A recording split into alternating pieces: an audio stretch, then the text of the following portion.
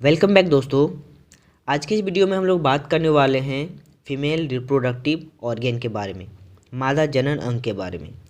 दोस्तों, मादा जनन अंग स्त्रियों के श्रोणि या पैल्विक भाग में स्थित होता है। इस तंत्र में अंडाशय यानी कि ओवेरीज, अंडवाहिनी यानी कि फैलोपियन ट्यूब, गर्भाशय यानी कि यूटेरस, योनि यानी कि वैजिना और बाह्य जननांग शामिल होता है, जो कि पिक्चर के साथ हम लोग स्टडी करने वाले हैं। तो सबसे पहले बात करेंगे अंडाशय यानी कि ओवेरी के बारे में। यह मादा का प्रथम लैंगिक अंग है। अगर बात किया जाए इसका स्ट्रक्चर, तो इसकी लंबाई 3 सेंटीमीटर होता है, चौड़ाई 2 सेंटीमीटर और मोटाई 1 सेंटीमीटर होता है। दो अंडाशय उदर गुहा में यानी कि स्पाइनल कोड के दोनों श्रोणि भाग में स्थित होता है। अंडाशय अगर देखा जाए, अंडाशय लिगामेंट द्वारा गर्भाशय से जुड़ा होता है। अंडाशय के द्वारा मादा हार्मोन यानी कि एस्ट्रोजन तथा प्रोजेस्टेरोन और अंडाणु ओवम का निर्माण होता है। तो ये इम्पोर्टेंट टॉपिक हो गया आप लोग के सामने कि मादा हार्मोन जो है वो किन के जरिए स्रावित किया जाता है। तो अंडाशय के जरिए कौन कौन सा होता है, एस्ट्रोजन और प्रोजेस्टेरोन, और इनके जरिए ओवम भी रिलीज़ किया जाता है। इसी के कारण मेंस्ट्रुअल साइकिल होता है। बात किया जाए अंडाशय के परतों के बारे में, तो सबसे बाहरी परत जो होता है उसको बोलेंगे पेरिटोनियम, माध्य परत जो होता है उसको बोलेंगे एपिथेलियम, और आंतरिक परत ट्यूनिका एल्ब्यूजिनिया।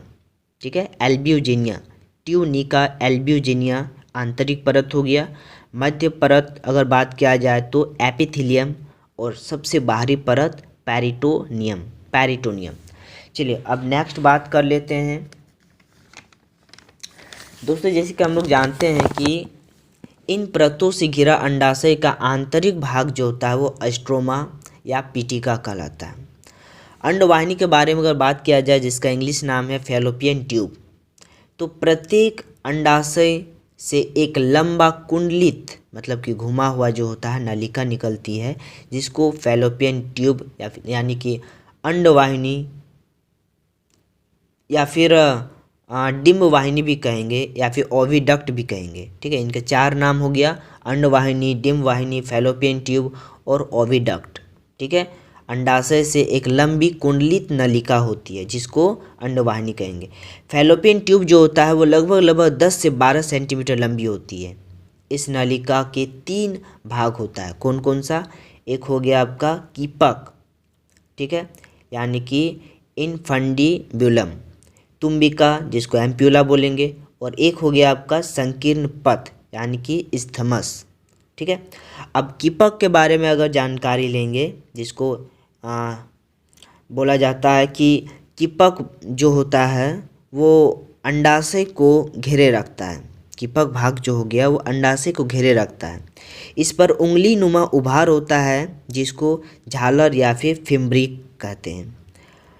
और ओवुलेशन के दौरान, अंडोत्सर्ग के दौरान निकलने वाला जो अंडाणु होता है वो फिम्ब्री के दौरान ही ग्रहण किया जाता है। एम्पुला के बारे में अगर देखा जाए, तुम्बिका के बारे में, तो कीपक या इनफंडिब्युलम से जुड़ा चौड़ा भाग को ही बोलेंगे तुम्बिका या फिर एम्पुला।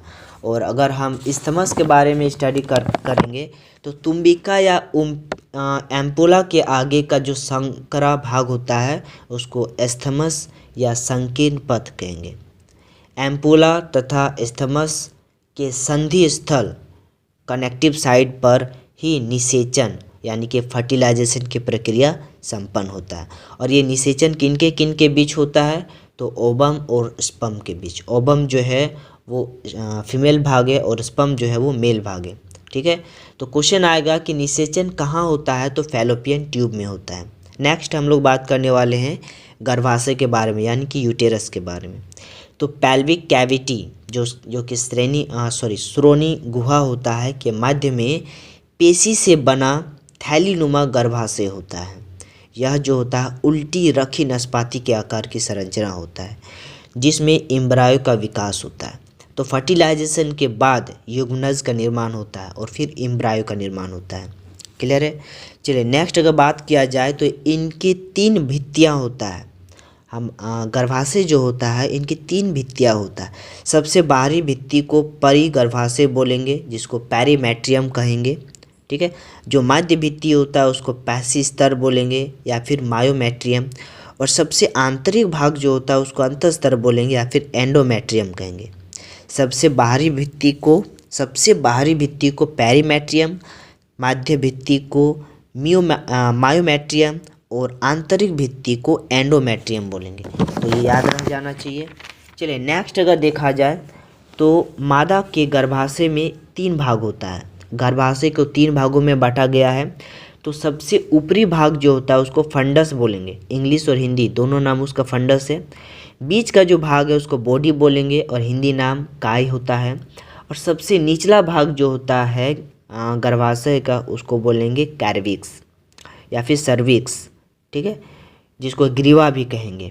गर्भाशय का ग्रीवा भाग एक नलिका में खुलता है और यही नलिका जो होता है योनि का निर्माण करता है, वेजिना का निर्माण करता है।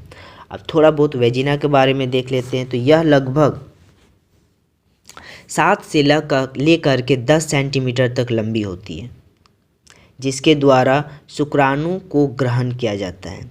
इसीलिए इसे कॉपुलेशन चैम्बर भी कहेंगे, कॉपुलेशन चैम्बर। तो यहाँ पे क्वेश्चन आ सकता है कॉपुलेशन चैम्बर किसको बोलेंगे। और ये जो है एक्सटर्नल सेक्स ऑर्गन बनाता है। हमारा जो वेजिना होता है वो एक्सटर्नल सेक्स ऑर्गन बनाता है।